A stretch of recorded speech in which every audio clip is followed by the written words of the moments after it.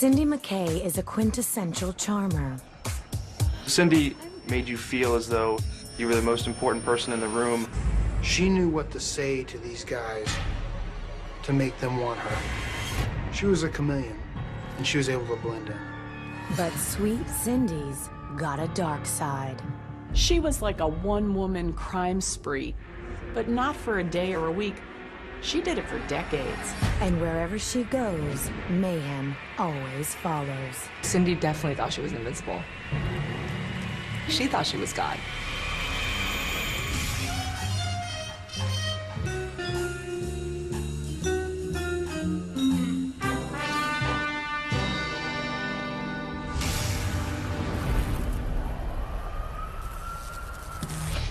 It's early morning on April 15th, 2003, in the beachfront town of Ocean City, Maryland. As the sun shines over the icy waters of the Atlantic, a police officer responds to an abandoned vehicle with the engine still running. On the seat, he finds a chilling note signed by a woman named Cindy McKay. She says she's going to take her own life, that she's rafted out into the Atlantic Ocean to kill herself. Who is Cindy, and what exactly pushed her over the edge? Cindy McKay is born in 1956 and raised in the shadow of our nation's capital in an upscale community in Prince George's County, Maryland. Her father was a utility company foreman, and her mother worked on Capitol Hill as an aide to a congressperson. Cindy grew up in a really loving household. She felt very safe around her family. The grass gets greener for Cindy when she hits her teens. She went to a private Catholic school, and she was a cheerleader. She was well-liked, she was popular. But Cindy's a bit of a rebel. She also had a sort of a mischievous streak. She would cut class, you know, she was a prankster. There are many kids who cut class and in the end grew up to be great, stable, secure adults. She's anything but stable. Cindy is a classic psychopath. Psychopaths tend to have lower brain activity, so they don't get stimulated very often, and so they need to push the envelope so much more to feel the types of highs that a normal person would feel from eating chocolate. An expert at blending in, Cindy graduates high school and marries a police officer named Stephen Morris in 1974. The couple have 2 children. But after a few years, Cindy grows bored and begins pushing the envelope. She worked the front desk at a hospital in Southern Maryland. She had an affair with a security guard at the hospital where she worked. For 5 years, Cindy carries on a steamy tryst right under her husband's nose. Cindy's a pathological liar. She really feels no remorse, or she doesn't see consequences to her behaviors. But she gets caught in her lies when she gets pregnant with her lover's child. She keeps her baby son, but gets rid of both her husband and her lover. By the early 80s, Cindy's divorce is finalized, and her ex takes full custody of her 2 oldest children. Single at 27, Cindy McKay is on her own for the first time and craves the good life. She thought, how can I make a quick buck? While working as a bookkeeper, Cindy overcharges clients and deposits the money into a secret bank account. Money becomes her drug, and Cindy can't get enough of it. Cindy needs to embezzle more and more money so that she can feel the high from the very first time. You know, so she keeps upping the ante because she doesn't get that same high anymore when she does the same exact thing. But a few months later, Cindy's boss discovers a lot of money has gone missing. God, I'm gonna need you to go through the records again. I don't understand where the money went. I'm gonna need an audit now. And it only gets worse from there. Late one night in 1985, after everyone has gone home, the office building mysteriously goes up in flames. The fire went quickly. All the papers burned up. All of it was absolutely burned to a crisp, hardly anything left. Witnesses apparently saw a woman running from the building. When the dust settles, the stolen money is traced back to a bank account in Cindy's name. Police suspect her of arson, but without any evidence, the charges are dropped. Cindy is sentenced to 6 months in prison for the theft. But time behind bars does little to quell the dark desires festering inside Cindy McKay.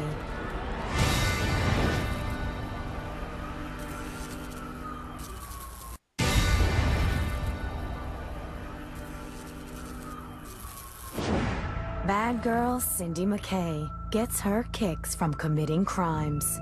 It's insatiable greed with an apparent lack of regard for consequences. And you could see the crimes escalating each time. Cindy was addicted to the thrill, pushing the envelope of what's next and getting to the next goal, getting to the next level as a criminal. After serving a 6-month sentence for theft, Cindy is released. Wow. And she meets and marries husband number 2, Robert Reynolds. Awesome. Cindy and Robert have 2 children of their own, William and Patrick. Definitely my son. And they buy a home outside of Baltimore. Cindy settles in again as a wife and mother and goes the extra mile to spoil her family and herself. She's a serial shopper to, a 10th degree. And she was constantly spending money. It was an addiction, absolutely. But Cindy spends too much and doesn't have the money to pay the bills. Luckily, she knows plenty of ways to skim off the top.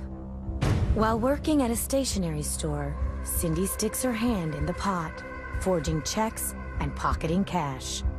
She's a classic narcissist, so she didn't think she was gonna get caught. But she does. On September 11th, 1990, Cindy McKay is charged with 37 felony counts of theft, forgery, and falsifying documents. Faced with jail time while awaiting her trial, Cindy needs bail money fast. So she focuses her attention on a victim much closer to home. Dear old Dad. She faked her father's death. She got a death certificate to collect on his life insurance policy. She just absolutely turned on everybody. She was all about herself. Cindy transfers the deed to her dad's vacation cottage into her own name and cashes out $20,000 in equity for bail money. But she doesn't pay her father's mortgage. And her scam doesn't keep her out of jail for long. She is sentenced to 10 years in prison and divorces her second husband. When her father's loan goes into default, the bank is alerted to her other little scheme. They tried to foreclose on the father's home, and he had to demonstrate that he was still alive. I don't know how many times I got to tell you. I did not hand over the deed to my house. I'm not dead. Which I'm sure came as a great shock that on paper he was not. Sadly, her father passes away in 1995, knowing his daughter betrayed him.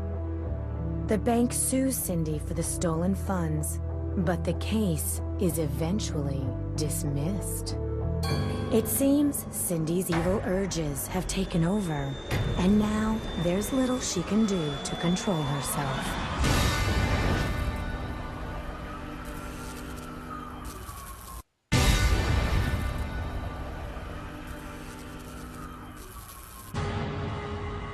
Cindy McKay has swindled and stolen from many, including her own father. All to satisfy her own appetites. It was almost like she was playing a little game with herself. She was always trying to top the heinous things that she did, with another heinous thing. In 1999, after she is released from prison for the second time, she sets her sights on her next victim, Clarence Downs. He had a good pension. He'd saved a little money. He owned a house. And, you know, there's something to be taken advantage of there. Naturally, Cindy charms Clarence. And I suppose he figured she deserved a second chance. She had a great personality. For him, it was a wonderful thing. He was crazy about her. Cindy and Clarence marry and move into a beautiful home outside of Baltimore. Together, they open a cafe in the neighborhood. Cindy and Clarence did give you the impression like they were the Brady Bunch. Clean, wholesome, the type of people you want to move in your community. It seems that she has turned over a new leaf. That is, until Cindy gets an office job at a seminary for a little extra pocket money. Cindy had access to sort of to the money that was coming in, checks that were coming in that were intended for the seminary. Cindy funnels nearly $200,000 in donations into a secret account in her name. Thank you. But in 2002, Cindy's picture-perfect con starts to crumble. The seminary lays off Cindy, pending an investigation into their missing revenue. And then Clarence has a change of heart about his wife. Clarence Downs is having health problems. They're having financial problems. He starts telling people that he's going to leave her at the turn of the year.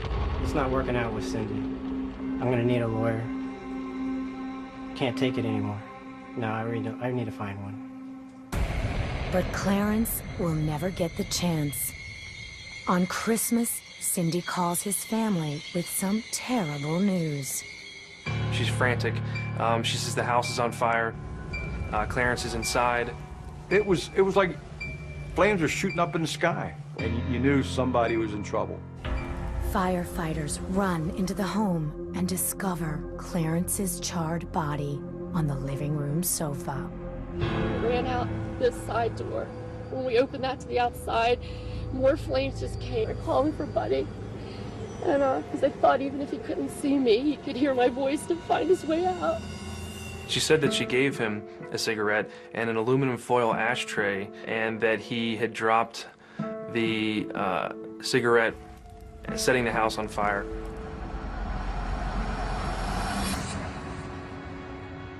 The house was gutted, blackened. The fire department couldn't find a cause because everything was just destroyed. There was no evidence. Though Clarence's family is suspicious of Cindy, both his death and the fire are ruled accidental. Cindy is about to hit the jackpot as the beneficiary of a $300,000 life insurance policy from Clarence's death. But she plays the role of grieving widow and claims she lost everything in the fire. My husband's gone. This is gone. And everything we know, our history is gone. Just gone. The community empathizes with Cindy, and her neighbor, Moses Rodriguez, manages a charity fund on her behalf. And when she needed money, she would give me a call. I would meet her at the bank, and I would write her a check. And I was giving her, you know, a couple $100 at a time. One morning in the spring of 2003, Cindy calls on Moses to make a large withdrawal. She says, I need some money, you know, can we meet at the bank? She goes, I want $8,000. And I said, $8,000? She says, Cindy, that's a lot of money. But there's a reason Cindy needs the cash. So much. She is wanted by police for the seminary scam and needs to get out of town immediately. Police have Cindy cornered, and she is advised by an attorney to turn herself in. At this point, the walls are kind of closing in on Cindy once again. She knows that she's probably facing another prison term, and a long one at that. She can't bear the thought of going back to prison. And on the morning of April 15th, 2003, Cindy takes drastic measures. There's a note in the car that says she's going to take her own life rather than go back to prison. But when they dig into her past, police quickly realize they're the victims in Cindy's latest con. It was a means of escape to give her, even if they caught up with her, a little time. So it gave her just enough time to get ahead of this game. Cindy McKay is a woman on the run. But even with the police on her tail, she still has to satisfy her evil urges. Cindy makes it to Delaware and quickly finds her next victim. She changes her name to Annie up there.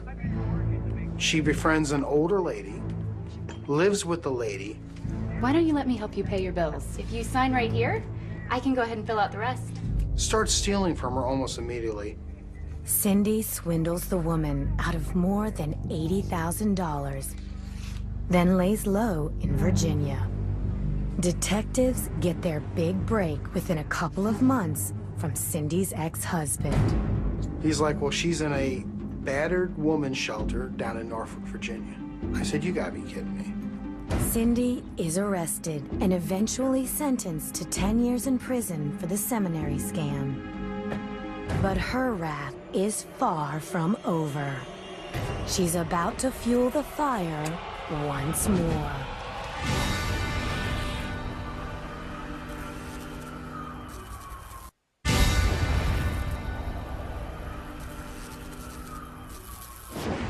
In 2004, after Cindy McKay steals over $200,000 from a Baltimore seminary, she is sent to prison for the third time in her life. But not for long. And she's able to cash in some good time credits that the prison system awards, and after about 2 years, she's back on the streets. Cindy thought she was invincible. She basically thinks she's God. I mean, she really felt like she was the most powerful person around. And she really puts this to the test when she meets Michael Romero. He's a 50-year-old muscle car enthusiast. He wears gold chains. How you doing? I'm good. How are you? I'm doing wonderful. Carries cash, big wads of cash. A nice guy, for most accounts. Yeah, I would love to get some help. Apparently, he'd been enamored by her. Her personality was such that he was basically crazy about her and wanted to marry her. Before long, Cindy gets her claws into Michael and his money. There's money disappearing from the nightstand while he's in the shower. There's credit cards being taken out in his name, racking up tons of debt. Are you kidding me? I love you, and you're stealing from me? I don't know what that is. Read it! And he confronted her about it with an ultimatum. You know, pay me back or I'm going to the police. Okay, yeah. There was this sense of desperation. Okay, I've gotten myself a little too deep this time. I don't know how to get out. And the fastest way to get out is to kill him. Unbelievable! Ow! She stabs Michael to death. Ow!